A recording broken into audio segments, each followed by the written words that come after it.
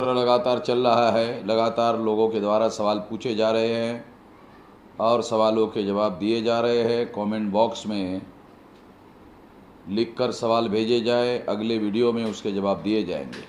अब क्रमबद्ध तरीके से सवालों के जवाब दिए जा रहे हैं। पहला सवाल है, कुशल मूल निवासी, ब्राह्मण अब हिंदू धर्म को स्नातक धर्म कहते हैं, इसका क्या कारण है? सबसे पहले तो ब्राह्मण अब हिंदू धर्म को स्नातक धर्म कहते हैं, ऐसा कोई दस्तावेजी प्रमाण भेजिए। उसके बाद मैं छानबीन करूंगा कि स्नातक शब्द का क्या अर्थ है। दूसरा, जो आपने लिखकर भेजा और वो स्नातक ही है या कुछ और शब्द आपके कहने में है, ये समझ में नहीं आ रहा है और ये स्पष्ट नहीं हो रहा है।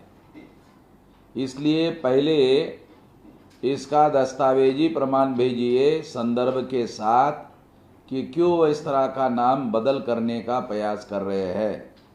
वो स्नातक शब्द है या सनातन है, क्या है, स्पष्ट करिए, उसके बाद इसका जवाब दिया जाएगा। चंद्रकांत नागावकर, भारत देश के नागरिक के पास अगर उसके रहने के लिए खुद की ज़मीन नहीं होती है तो वह नागरिक अपने ही देश के सरकारी नाम से घोषित ज़मीन पर खुद के रहने के लिए अपना खुद का घर बसाता है, तो वह घर अतिक्रमित कैसे हो सकता है? कृपया मार्गदर्शन करें। अगर कोई व्यक्ति सरकारी ज़मीन पर अपना घर बनाता है तो कानून के अनुसार वो ज़मीन सरकारी है, इसलिए सरकार के ज़मीन पर कानून के अनुसार उसने अतिक्रमण किया ऐसा माना जाता है, इसलिए ऐसा कहा जाता है। सिकंदर भारती, सर धम्म और धर्म में क्या अंतर है, विस्तार से मार्गदर्शन करिए।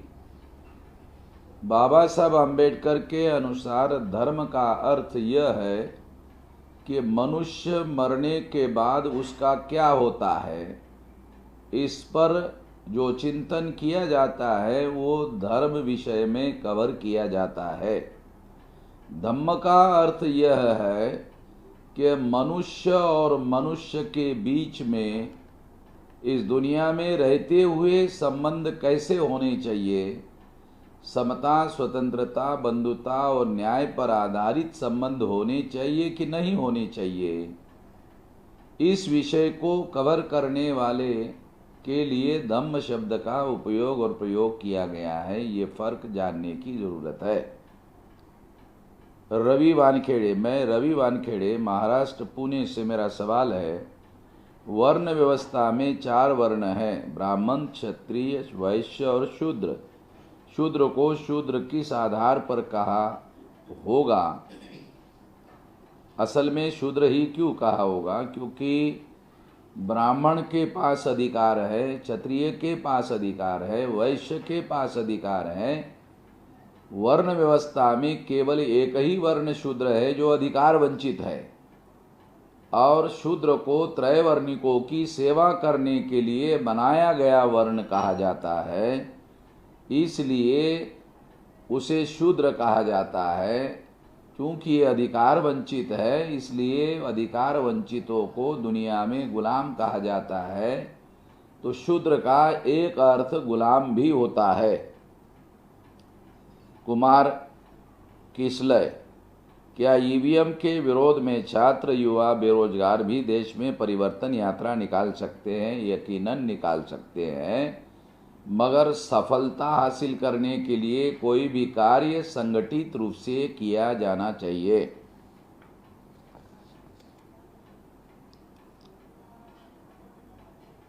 जगपाल बोध,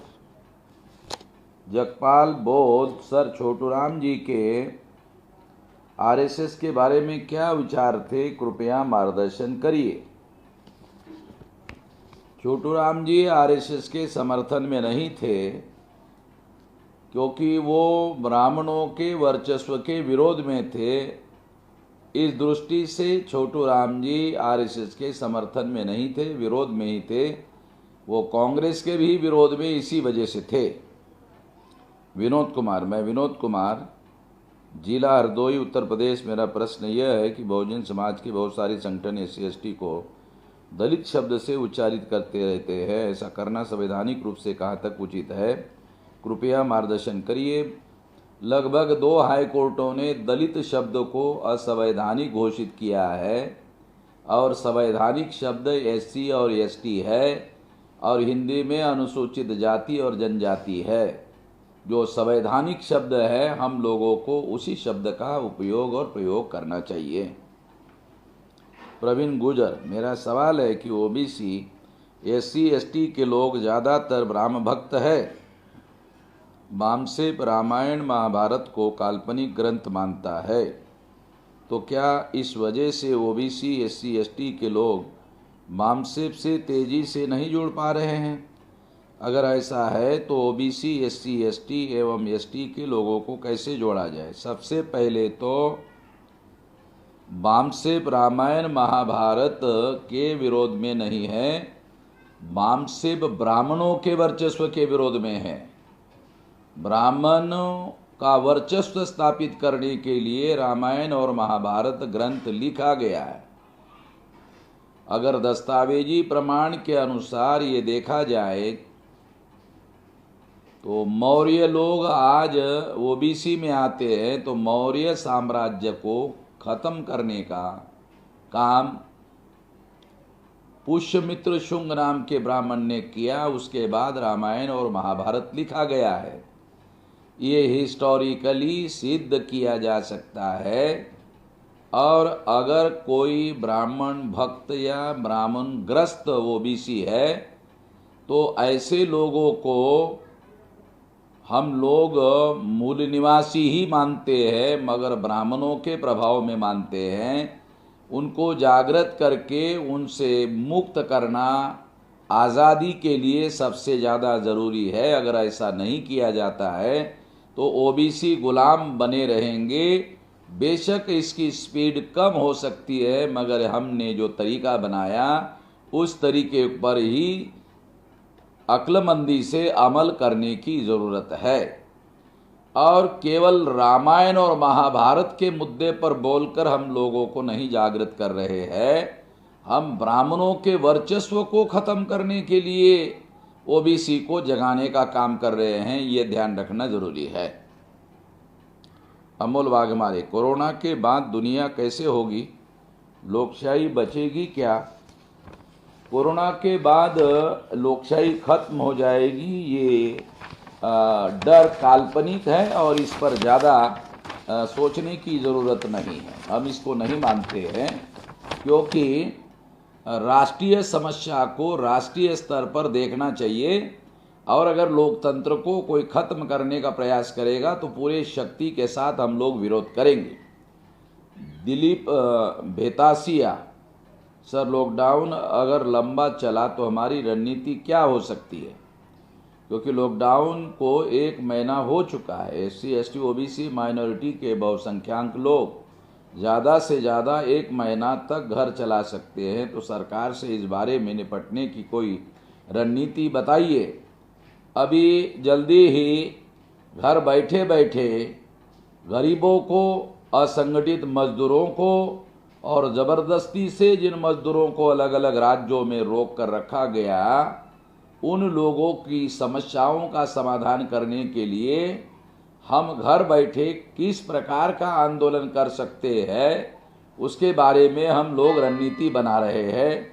थोड़ी देर में ये रणनीति घोषित हो जाएगी। विजय कुमार, यूपी गवर्नमेंट ने बाबा साहब का चित्र सभी ऑफिसों में लगाने का आदेश दिया है, मगर इसका पालन व्यावहारिक रूप से नहीं हो रहा है। इसके लिए क्या किया जा सकता है?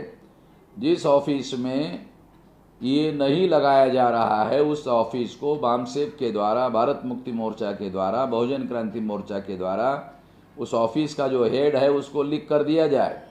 अगर वो अधिकारी नहीं मानता है तो उस अधिकारी के विरोध में कार्रवाई करने के लिए संगठनात्मक रूप से हम लोग कार्य कर सकते हैं, ऐसा करना होगा। मनीष पासवान, बेगूसराय। सर जी, आपसे अनुरोध है कि आप सीपीआई पार्टी व सीपीएम के बारे में बताएं, जो आज जय भीम बोल रहे हैं उनका क्या साजिश है। जो सीपीआई और सीपीएम के लोग अभी जय भीम बोल रहे हैं, वो उसके बारे में केवल एक उदाहरण बाबा साहब आम्बेडकर ने कहा था, वो बताता हूँ। बाबा साहब आम्बेडकर ने मराठी में कहा था उन्होंने, गुळाच्या भेलीला मुंगळे लागतात, ते गुळाच्या भेलीचं रक्षण करण्यासाठी नाहीत, तर त्या गुळाच्या भेलीला फस्त करण्यासाठी लागतात। इसका ट्रांसलेशन हिंदी में ये है, जो गुड़ की ढेली रहती है उसको मुंगड़े लगते हैं, चींटियाँ लगती है, वो इसलिए नहीं लगती है कि वो उसका रक्षण करना चाहते हैं, बल्कि उसका मकसद भक्षण करना है। ये बाबा साहब आम्बेडकर का ओपिनियन है। यही ओपिनियन इनके बारे में कहा जा सकता है। इस साजिश से सावधान रहने की जरूरत है।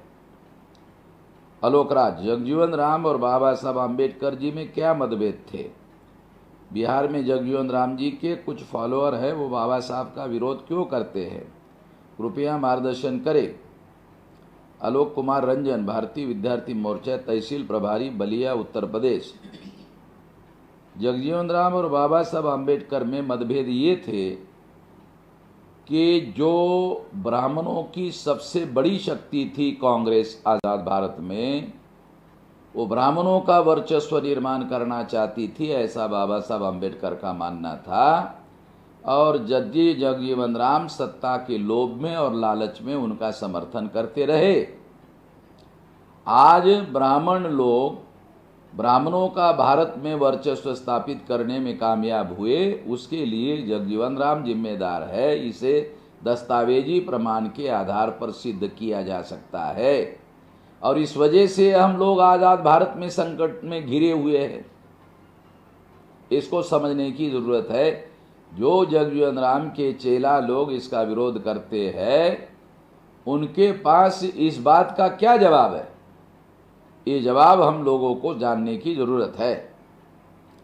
कोमल माने, सर जय मूल्यवासी, ब्राह्मणों के खिलाफ जन आंदोलन होना निश्चित है, उसके लिए प्रयास भी जारी है, मगर पर्याप्त जन समर्थन के अभाव में जन आंदोलन को अगर विलंब होता है और उसके पहले ही ब्राह्मण संविधान और लोकतंत्र को खत्म करके मनुस्मृति लागू करता है, तो जन आंदोलन होना संभव नहीं होगा। तब हमारे पास क्या विकल्प होगा? ब्राह्मणों के खिलाफ सारे देश भर में माहौल बरपा है, गर्म है, केवल उसको सही तरीके से संगठित करने की जरूरत है। मनुस्मृति लागू करना इतना आसान नहीं है। मनुस्मृति लागू करने के दिशा में जो प्रयास हो रहा है, वही ब्राह्मणों के लिए संकट का सबब और कारण बना हुआ है। आपको चिंता करने की जरूरत नहीं है, इसी की वजह से आंदोलन आगे बढ़ रहा है। अखिल बनवीर, सर मेरा सवाल है कि आपने अभी तक कुछ वीडियो में हिंदू लोगों पे उनके धर्म को लेकर बहुत कुछ बुरा भला कहा है, और कोई इंसान अपनी आस्था पे उंगली उठाने पे ज़्यादा दुखी हो सकता है तो वो ओबीसी, एससी, एसटी लोग ही है। तो क्या उन लोगों को बामसेफ से जोड़ने में तकलीफ नहीं होगी? क्या बामसेफ की रणनीति गलत नहीं है? अखिल बनवीर जी, हम लोग ब्राह्मणों का जो धर्म है उसका विरोध कर रहे हैं। एससी, एसटी, ओबीसी का धर्म ब्राह्मण धर्म नहीं है। आप जो सेंसिबल लोग हैं, एससी, एसटी, ओबीसी के जागृत लोग हैं, वो हमारा ही समर्थन कर रहे हैं। और कोई एससी, एसटी, ओबीसी का आदमी जो इस तरह से अंधे भगत बना हुआ है, वो अंधे भगत बना हुआ जो आदमी है, उससे चिंता करने की कोई ज़रूरत नहीं है। बहुसंख्यांक लोग हमारा समर्थन ही कर सकते हैं, ऐसा हमारा यकीन है और विश्वास है। इंजीनियर सुशांत किशन, जय मूल्यवासी सर, 20 अप्रैल 2020 को सर्वोच्च न्यायालय ने रिजर्वेशन इन प्रमोशन को रद्द किया है, और उसमें कहा गया है कि जब तक पर्याप्त प्रतिनिधित्व के ऊपर कोई रिपोर्ट के बिना इसको हम लागू नहीं कर सकते। सर कृपया मार्गदर्शन करें कि कैसे SC/ST का रिजर्वेशन इन प्रमोशन लागू करवाया जाए। कोरोना वायरस की महामारी के बाद हम लोग सुप्रीम कोर्ट में केस दायर करेंगे। उसके बाद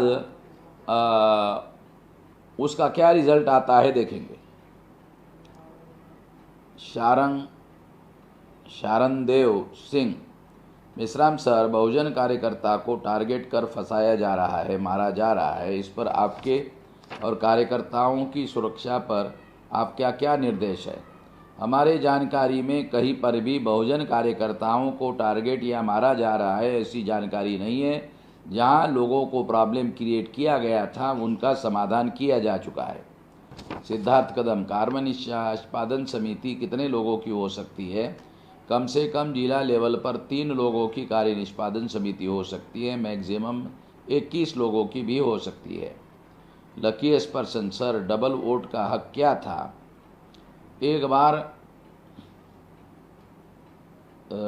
सेपरेट इलेक्टोरेट में रिजर्व सीट पर सेपरेट इलेक्टोरेट में वोट डालने का अधिकार था और बाद में जो जनरल इलेक्शन होगा उसमें भी SC/ST के लोगों को वोट डालने का अधिकार था।